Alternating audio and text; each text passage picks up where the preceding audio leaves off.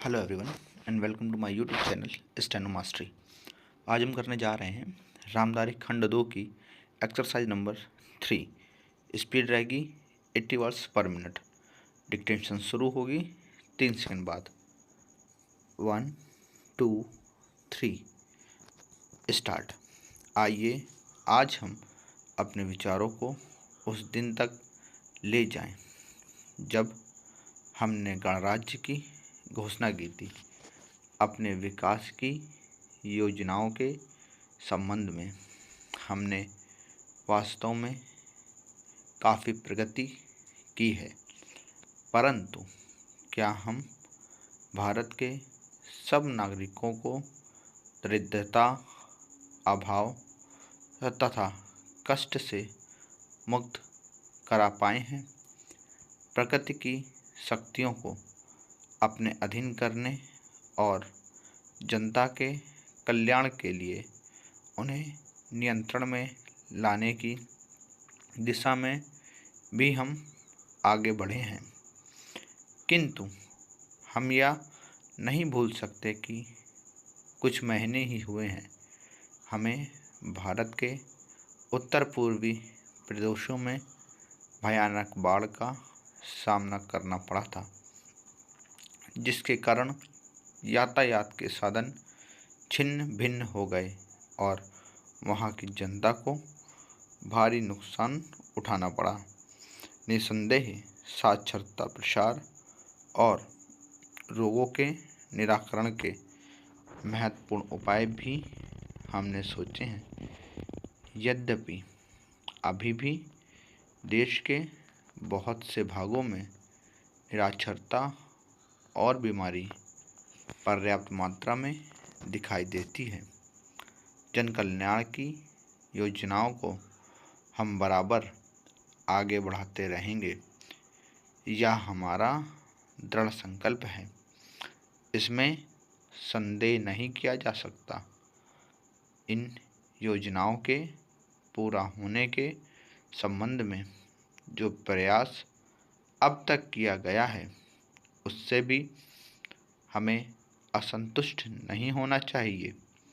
फिर भी जो कुछ अब तक किया जा सका है, यदि वह बहुत चमत्कारी नहीं दिखता, तो उसका कारण यह है कि अभी निर्माण कार्य जारी हैं और समाप्त नहीं हुआ है।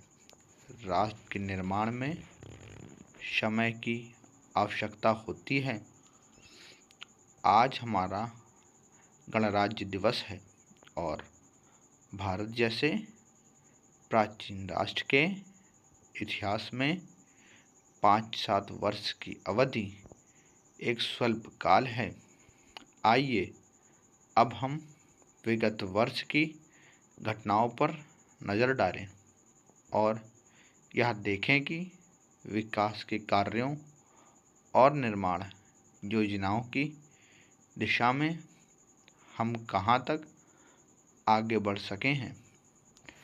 यदि मुझसे यह कहा जाए कि बीते वर्ष की घटनाओं का वर्णन मैं एक वाक्य में करूं, तो मैं यह कहना चाहूँगा कि संविधान में दिए गए निर्देशों के अनुसार हमने समस्त राष्ट्र के साधनों को ऐसे ढंग से जुटाना आरंभ कर दिया है, जिससे यह स्पष्ट हो जाता है कि भारत में कल्याणकारी राज्य की स्थापना का श्री गणेश हो चुका है।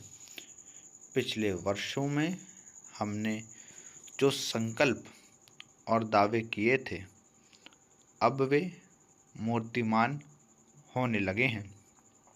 इसलिए अब यह समझना कठिन नहीं कि राष्ट्र किधर जा रहा है और आगामी 10 या 15 वर्षों में हम किस स्थिति में होंगे। महानदी घाटी योजनाओं पर कार्य बराबर जारी है। इनमें से एक योजना भाखड़ा नांगल योजना से बहुमूल्य पानी और बिजली पंजाब पेप्सू तथा राजस्थान के भागों को मिलने भी लग गई है। दामोदर घाटी योजना से कुछ समय हुआ बिजली प्राप्त होने लगी थी और हीराकुंड, चंबल तथा दूसरी महान योजनाओं की भांति यह योजना भी यथेष्ट रूप से आगे बढ़ रही है।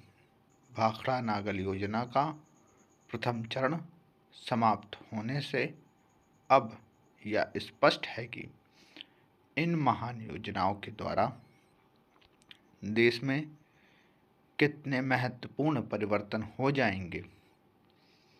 स्टॉप। अगर आपको इसमें से किसी भी वर्ड्स में कोई दिक्कत है, आप हमें कमेंट कर दें और हमारे टेलीग्राम चैनल से जुड़ जाएं। आपको वहां सभी डाउट बता दिए जाएंगे। Thanks for watching. Have a nice day.